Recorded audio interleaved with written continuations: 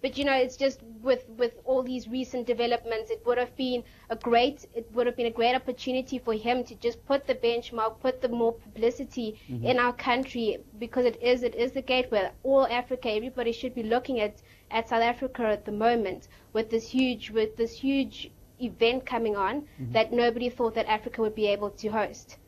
If anything, that's a starting point for Africa hosting such a huge event, and we would have appreciated his approach. I'm interested to hear, though, that frustration that actually some people have been making a big deal saying, look, no president has gone to Africa faster than Barack Obama, but there's Tab saying in South Africa, some people actually, maybe he should have gone sooner, and maybe even more importantly, should have gone for longer. If you want to let us know what you think about that, do get in touch through worldhaveyoursay.com. Now, let's go to where Barack Obama has been spending his past 2 days in central Italy, L'Aquila, and we can speak to Gawain Kripke from Oxfam America, who looks like he's standing in a beautiful Italian summer's afternoon. Are you satisfied with the $20 billion that's been pledged for agriculture in poor countries? Well, we always want more, and $20 billion, I would say, is a down payment on what's needed to help poor farmers around the world produce more food for themselves, so that we can reduce the global hunger. Hunger has now reached about 1 billion people globally. It's a historic threshold. We've never had that many people hungry around the world, and so we really need to make these investments. We had expected an announcement of 15 billion, so 20 billion is better than what we had expected, but still only a small amount. So Oxfam, a cautious welcome to what's been announced. I wonder, the three of you, Nelson, Alice, Tony, what do you make of what's been announced? Good news for Africa or not? Yeah. With Ghana in particular, I would say it's good news, because if you take something like rice, you know, in the northern part of the country, they produce rice, and then the southern bit also, rice is produced over there. But because the markets have been flooded with foreign rice, the local farmers have virtually no. But Tony, isn't this the point that all the politicians at the G8 are saying this is different because rather than giving you food, we're giving you money and expertise to produce your good food? Alice, that's a positive step, isn't it? Well, it is positive. I think what Africa needs really is a support to develop Africa and African systems, which is what we've lacked. We sit here and we expect that education should come to us. We don't want to, it's not part of us. What do we have to do? So really it's a good thing that the world is now beginning to understand that they cannot pamper Africa. They cannot be pushing things in. Because no country will develop if you are depending on aid.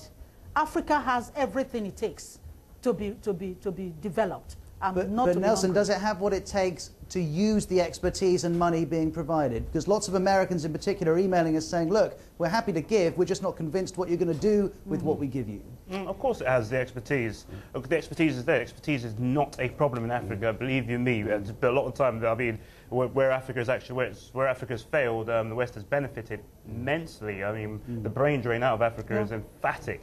But as far as money being sent over to Africa, of course, as the gentleman from Oxfam actually says, we'll always ask for more. So, I wonder if Brett Schaefer from the Heritage Foundation feels that Africa has the expertise to make the most of what America's giving to it. What would you say, Brett? Well, I think this whole focus about a monetary amount for development of Africa production and technology in Africa is somewhat beside the point. When you take a look at the global trade arena for agricultural products, you see enormous amount of subsidies in the Western countries, in Japan, US, Europe, Japan. You see enormous amount of trade barriers within Africa itself for agricultural goods. Yeah. And when you take a look at a country just like Ghana, where the president is visiting, you have marketing boards for important cash crops like cocoa. And when you have an enormous amount of market distortions like this, and you have an enormous amount of disincentives to actually produce, and so that, I mean, constraints on making a profit from your production, it's not surprising that you have a lower level of production than would otherwise be the case. And so I think if you're going to truly address the agricultural production problem in Africa, you need to eliminate these market distortions. You need to allow farmers to produce and make a profit from what they produce. And you need to get government out of this sector of protecting certain areas of the economy in the agricultural area and leaving others to wither. Okay, well, so that's your view from this whole issue of Yeah, That's your this view whole from issue Washington, D.C. In a of the moment, we're amount going to is get somewhat some beside the messages from Shaima, but I just want to quickly bring in Tabs in Johannesburg, because we first met you doing a World Have Your Say radio program. You're a student. Do you feel South Africa is producing the expertise amongst its young people to make the most of what the developed world is giving to your continent?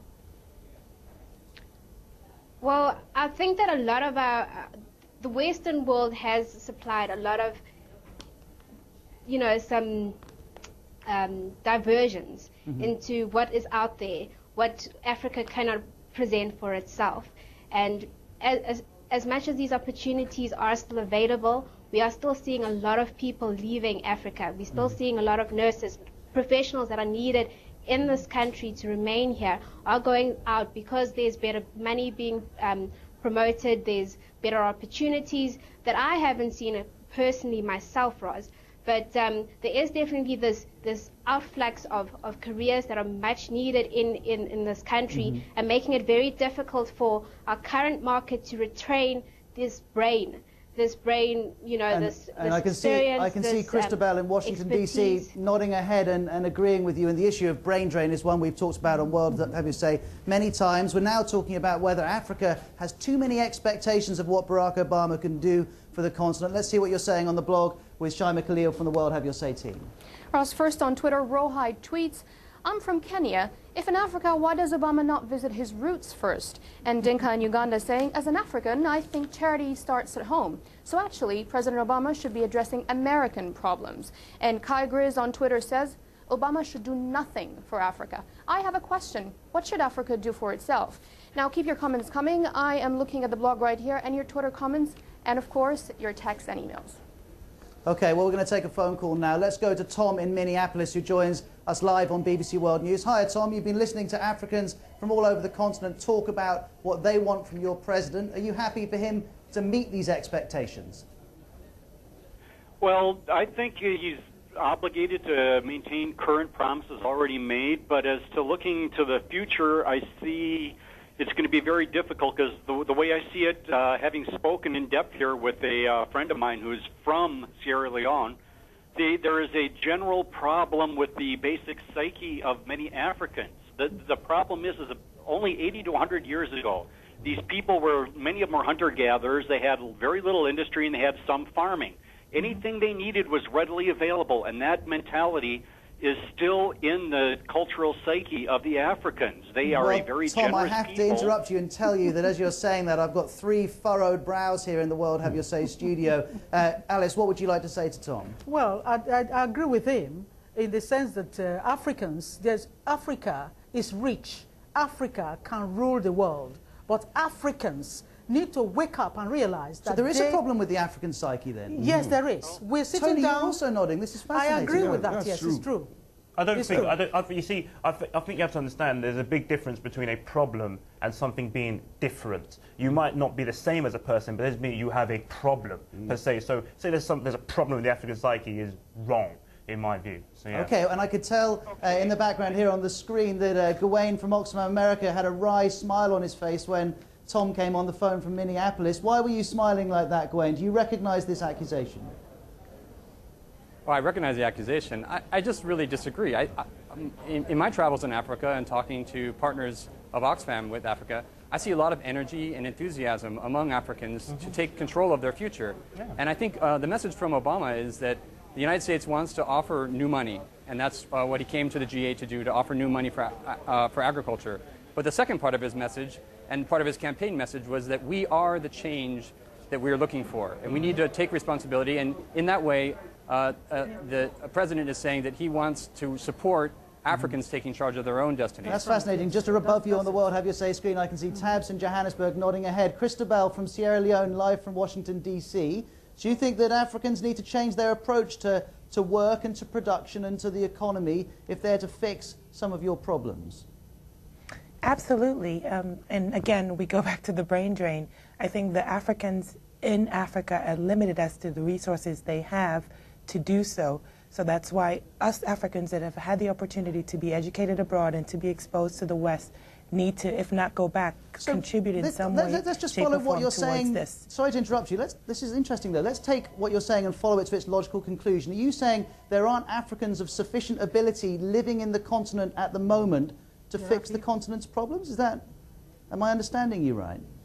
Yes, absolutely. We don't have enough ability to do what we need to do to get out of it. There are Africans in Africa that are able to rule things and make things better. But those ones who are in government, they block Africans who have something to offer.